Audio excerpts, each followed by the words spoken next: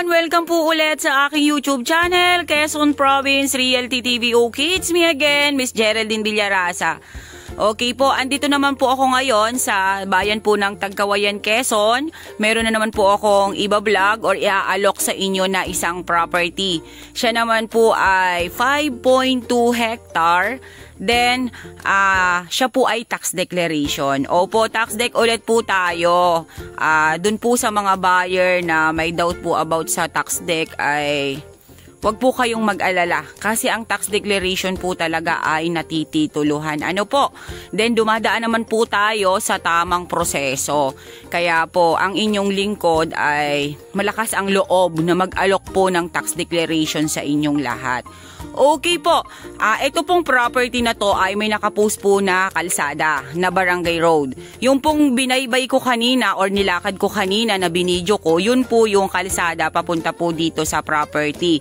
Then yan pong natututukan na yan ng aking camera, yan po yung Barangay Road na nakapropose dito po sa area na to. Ano po, hindi pa lang po talaga siya nasusudsod. Yan, daang tao pa lang po siya, pero pagka po tag-init, pasok po ang motor dito hanggang sa area. Then, ito pong property ay gilid na gilid mismo po siya ng Barangay Road na yan na nakapropose. Then, mula naman po doon sa Bypass Road at kasi po nag-crossing po siya Bypass Road po at saka Maharlika Highway. Mula po doon hanggang dito po sa property ay nasa 700 meters po ang layo niya. Pero napakalapit na po niyan. Meron pa rin pong ibang way or ibang proposal na Barangay Road dito naman po sa kabila. Nasa naman po siya, nasa 400 meters lang po ang layo niya hanggang dito naman po sa property. Then ako po, ang binaybay ko po ay yung 700 meters. Okay po, tara po at papasukin po natin yung 5.2 hectare na tax declaration ng Tagkawayan, Quezon. Ayan po, yung about po sa kuryente, ayan, meron po na ditong kable ng kuryente. Talaga pong yan ay ipinagawa ni seller nung nagbibenta po nung 5.2 hectare. Kaya po siya ay may kuryente na po dito sa area. Ito na po yung start ng property. Ano po? Ipapakita ko po sa inyo yung mohon dito po sa start ng property. Ayan po siya. Dito po siya sa Barangay Road mismo. Ayan po ang mohon niya. Then yan po ay tumabas pa po dito sa kabilang side na to. Kaya po itong Barangay Road ay nakasama po ito doon sa ito pong Barangay Road ay kasama po ito doon sa 5.2 hectare. Kaya po siya ay natabasan. Ano po? Okay po, ayan po ang 5.2 hectare ng Tagkawayan, Quezon. Ayan, napakarami po niyang nyog sa totoo lang po. Then, medyo lang po siya rolling. Ayan po siya. Yan. Yang side na yan, tumalibis po yan dyan. Then, nandun po sa kababaan na yan, dyan sa baba na yan, nandiyan po halos ang mga nyog na tanim ng seller. Ano po? Ito po palang tax declaration na to ay nakapangalan po ito ay sa magulang nila, doon sa tatay nila. Then, sila po ay tatlong magkakapatid ang nagmana. Kaya po ito ay dadaanin po natin sa extrajudicial. Pipirma po yung tatlo para po sa bilihan ito. Then yun nga po, pupunta po tayo ng Senro at DNR, LMB at LRA para po ipa-research ito pong property na to. Then yun nga po, ang amilyar po nito ay updated. Okay po, yung pong side na yan, kasama pa rin po yan doon sa 5.2 hectares. Then yan, Barangay Road pa po rin yan, papunta yan doon sa kabilang barangay. Ayan, kasama pa rin po yan sa 5.2. Ayan, meron na po tayong nakita dito na hardwood, batino. Although ang batino po talaga ay pangkaraniwan na po dito sa Tagkawayan. Pero yan po ay napakatigas na kahoy. Then ayan po, sasabihin ko po sa inyo na ang property po dito sa gilid ng Barangay Road is rolling. Ayan. Pero napaka-productive po ng property. Mga takaran pa po talaga. Ayan po ang mga nyug.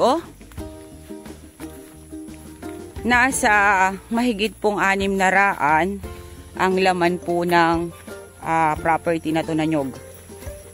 Ayan. At yan po, ang pinakang the best po nito ay may cellphone signal. Okay, dahan-dahan po ang inyong lingkod at medyo po madulas.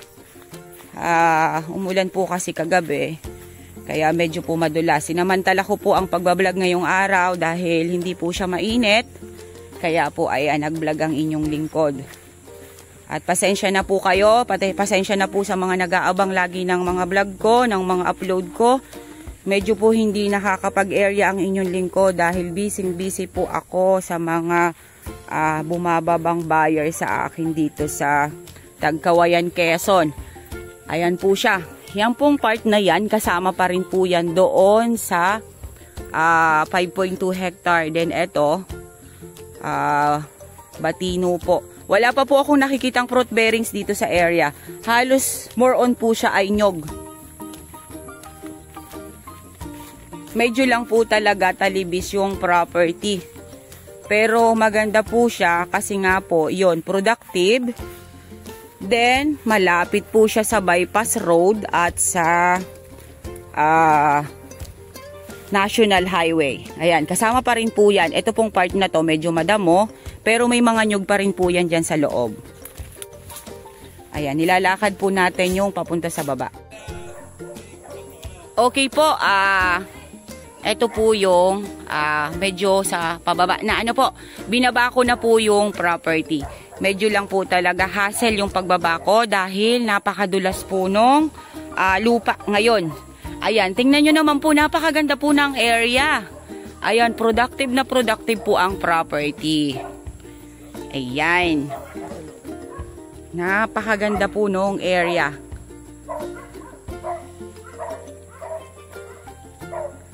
Ayan po ang mga nyog. Mga takaran pa po ang mga nyog. Matagal nyo pa po siyang mapapahinabangan. Ayan po. Ayan po yung barangay road sa side na yan. Nandyan po siya. Ito na po yung pababa. Kaya sabi ko po sa inyo ay ang property ay medyo rolling. Nandun po sa loob ang bahay ni seller. Ayan po siya. Yan, medyo dahan-dahan, hawakan nyo ako at baka ako ay tumaob.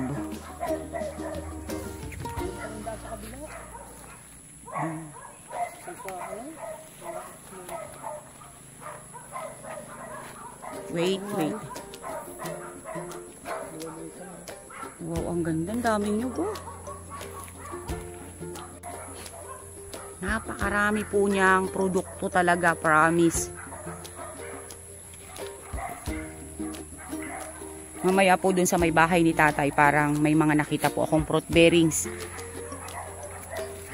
Kasi nasa loob po mismo ng property yung bahay ni tatay, wala po dun sa gilid ng kalsada. Ayan po, may mga batino pa rin po dyan sa side na yan. Then yung side na yan, kasama pa rin po yan. Ano po? At ang kagandahan po nito, dahil maganda po ang source of water dito. Ayan, may nakita na po akong fruit bearings. May isa na po siyang santol. Yan po ay malapit sa may bahay ni tatay. Ayan. Yan pong taas, yan pong part na yan. Tumaas po yan. Yan nga po yung papunta po doon sa barangay road. Yung mga ganito pong talibis na property, maganda po siya. Bakit? Kasi pag tayo po ay nagkopras or naglukad, ang bagsak po ng nyog ay isahan lang dito sa baba. Hindi na po tayo mamumulot kung saan-saan. Babagsak na lang po siya dito sa baba. Mag-iipon-ipon po sila. Ayan, napakarami pong fruit bearings dun sa may bahay nila, oh. Yan. Then, ayun po sa side na yon, may mahogany na. Ayan, yun nga lang po, sabi ko nga po sa inyo ay talibis po yung property. Okay po, andito na po ako sa may malapit sa bahay ni tatay. Ayan, may mga mahogany po dyan sa side na yan. Then eto, may mga fruit bearings na po talaga dito sa side na to. And dyan mango, guyabano, yan po ang nandito sa property ni tatay. Then may sapa po siya dito sa gilid, ayan. Pero ito pong sapa na to, nagkakatubig lang po siya ay pagkatag-ulan. Yun po ang sabi ng ating may-ari. Pero meron po talaga siyang buhay na sapa dito sa loob ng property. Then yun nga po, unlimited po yung kanilang tubig. Mamaya po ipapakita ko po sa inyo ang pagiging unlimited ng tubig nila. Ayan, meron pa rin pong avocado sa side na yan. Okay, bababain po natin. Ano po? Okay guys, nandito na po ako sa bahay ni tatay. Nandito na po mismo. Nandito po ang mga fruit bearing sa may harapan ni Itay. Meron po ditong avocado, rambutan, guyabano, then ito po ay kakao. Then ito po yung tubig na sinasabi ko sa inyo na unlimited.